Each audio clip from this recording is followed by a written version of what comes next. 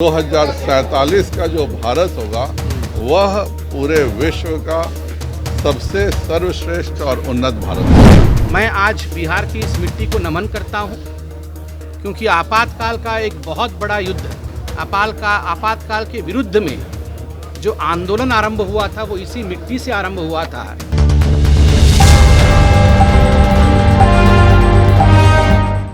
नमस्कार, स्वागत है आपका डीटीवी भारत में। मैं हूं आपके साथ शर्मिला चौहान। जून महीने का आज आखिरी रविवार है और ऐसे में प्रधानमंत्री नरेंद्र मोदी की मन की बात हुई। जी हां, प्रधानमंत्री नरेंद्र मोदी यूं तो जर्मनी दौरे पर हैं, लेकिन उन्होंने अपनी मन की बात भी कही है और इस मन की बात में उन्होंने आपातकाल को याद किया। 25 जून 1975 को देश में जब आपातकाल लगाया गया था, पूरी तरह से देश में की जो स्थिति थी वो कैसे थी ये वही लोग जानते हैं जो उस वक्त थे। कई नेताओं को हिरासत में लिया गया, कई नेताओं को गिरफ्तार किया गया। पूरी तरह से स्थितियां बिगड़ चुकी थीं और लोकतंत्र, जिस लोकतंत्र की वजह से भारत जाना जाता है, कहीं ना कहीं वो लोकतंत्र भी खतरे में आ गया था। इस बात का जिक्र किया है प्रधानमंत्री नरेंद्र मोदी ने और प्रधानमंत्री नरेंद्र मोदी के मन की बात को पटना के भारतीय जनता पार्टी के प्रदेश कार्यालय में भी सुना गया। इस दौरान बीजेपी के प्रदेश अध्यक्ष डॉक्टर संजय जायसवाल, बीजेपी के राष्ट्रीय प्रवक्ता संदीप पात्रा भी मौजूद रहे। संदीप पात्रा ने इस दौरान कहा कि मुझे बहुत खुशी हुई कि मैं यहाँ आकर प्रधानमंत्री नरेंद्र मोदी जी के संबोधन को सुन रहा हूं। साथ ही संजय जायसवाल ने भी संबोधन में क्या कुछ कहा, प्रधानमंत्री नरेंद्र मोदी ने उस बात का जिक्र किया। सबसे पहले आप डॉक्टर संजय जायसवाल का ये बयान सुनिए।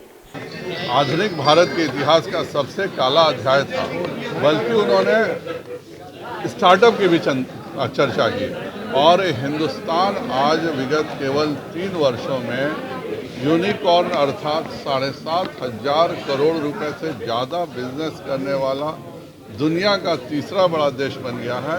और हम एक तरफ इतिहास की में जो लोकतंत्र की हत्या हुई है उसको भी न भूलें और भविष्य के लिए सभी बच्चों को प्रोत्साहित किया कि आज स्पेस जैसे सेक्टर्स में यूनिकॉर्न बन रहे हैं, वह अपने सैटेलाइट्स लॉन्च कर रहे हैं, हमारे स्कूलों के बच्चे सैटेलाइट लॉन्च कर रहे हैं। यह बताता है कि 2047 का जो भारत होगा वह पूरे विश्व का सबसे सर्वश्रेष्ठ और उन्नत भारत होगा। सर, डॉलर के मुकाबले रुपये में नीचे जा रहा है। चलिए, हो गया। तो सुना आपने, देश हमारा 3 वर्षों में सबसे ज़्यादा कमाई करने वाला यानी सबसे ज़्यादा बिजनेस करने वाला देश बना है और ऐसे में अब जितने भी युवा हैं वो भी स्पेस में अपनी रुचि दिखा रहे हैं। कई ऐसे युवा हैं जो अपनी योग्यता को दिखा रहे हैं, इसका बखान किया है और इसी के साथ संदीप पात्रा ने अपनी खुशी जाहिर की है। संदीप पात्रा ने क्या कुछ कहा है ये सुनिए। आज मेरे लिए सौभाग्य का विषय है कि आज बिहार राज्य में मेरा गमन हुआ है और माननीय अध्यक्ष जी के साथ, माननीय संगठन महामंत्री जी और यहाँ के वरिष्ठ नेतृत्व के साथ बैठ करके माननीय प्रधानमंत्री श्री नरेंद्र मोदी जी के मन की बात को आज हम सबने सुना है।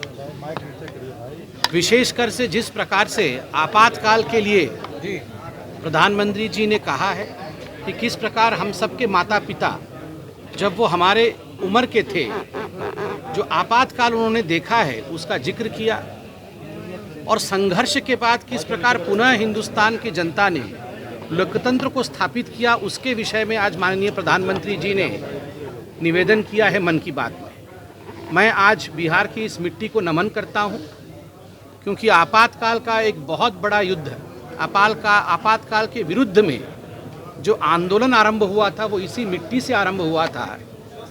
ये पावन मिट्टी है और इस मिट्टी से जहाँ से लोकतंत्र का शंखनाद दोबारा हुआ है, मैं आज धन्य मानता हूं कि मैं आज एक सांगठनिक कार्यक्रम में यहाँ आया हूं।